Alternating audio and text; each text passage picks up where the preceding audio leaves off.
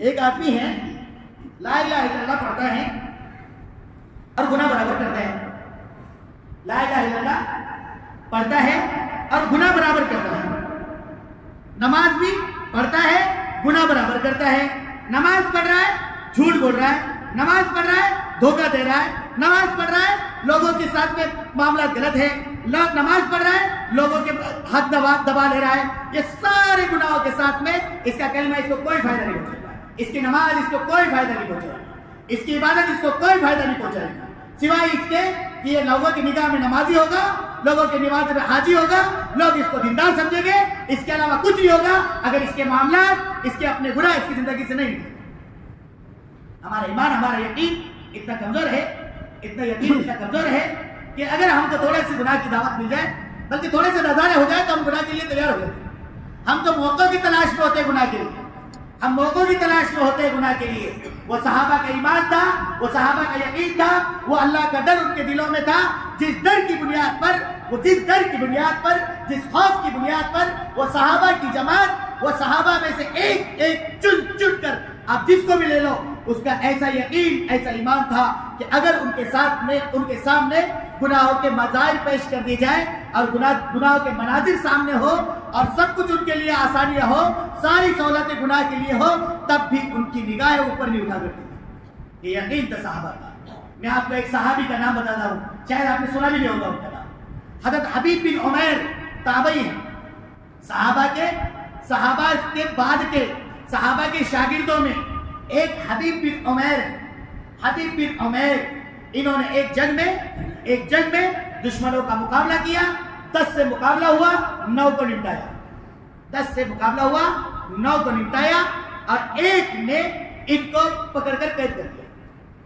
जब इनको रोमान के सरदार के सामने लाया गया तो उसने इनको खरीद लिया कि मैं इनको अपना कैदी बनाऊंगा और मैं अपना इनको गुलाम बनाऊंगा। और मकसद ये था कि इस ताबई के ईमान को खराब करना है, इसके यकीन को खराब करना है, इसके ईमान को इससे छीनना है।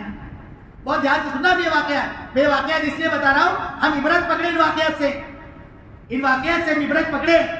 हम थोड़ी सी शर्म ले, अपने दिल को कभी मुतवज्जा करें कि वो कैसे लोग थे, कि कैसे उन्होंने अपने आप को गुनाहों से बचाया, हर जगह पर गुनाहों को बचाया। हम तो थोड़ा सा मौका मिल गया तो शुरू, गुनाह का मौका मिला तो हम तैयार, थोड़ा सा वो भी देख के हाँ जमगा, अपना नंबर हम दे रहे, वो हमारा नंबर ले रहे, बस अपना काम हो गया। ये हमारा हाल है।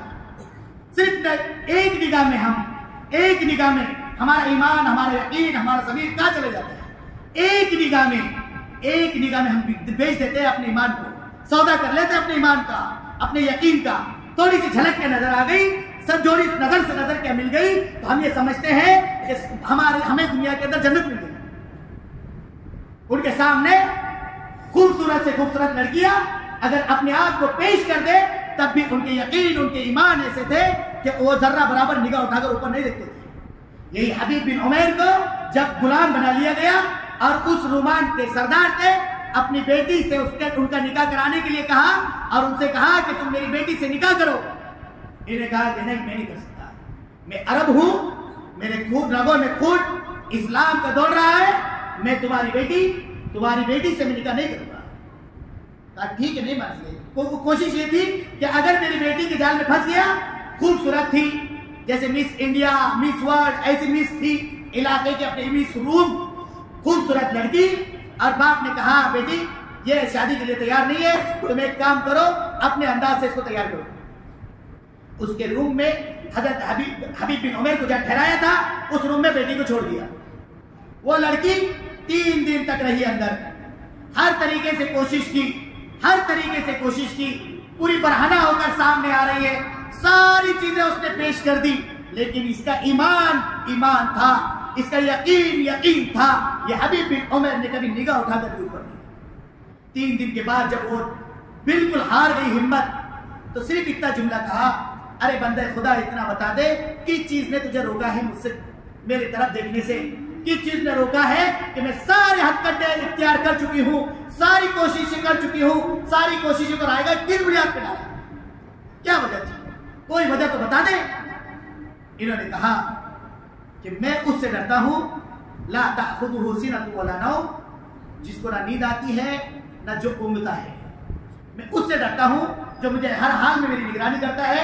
मुझे अल्लाह का डर है जिसकी बुनियाद पर कुछ नहीं कर सकता। बस ये यकीन था, अल्लाह का डर था, हर हाल में था, हर जगह पर था, हर यकीन। इस यकीन ऐसा था कि मेरा अल्लाह मुझे देख रहा है और मुझे आखिरत में अल्लाह को जवाब देना पड़ेगा। इस यकीन की बुनियाद पर उनके लिए हर तरह के गुनाह से बचना आसान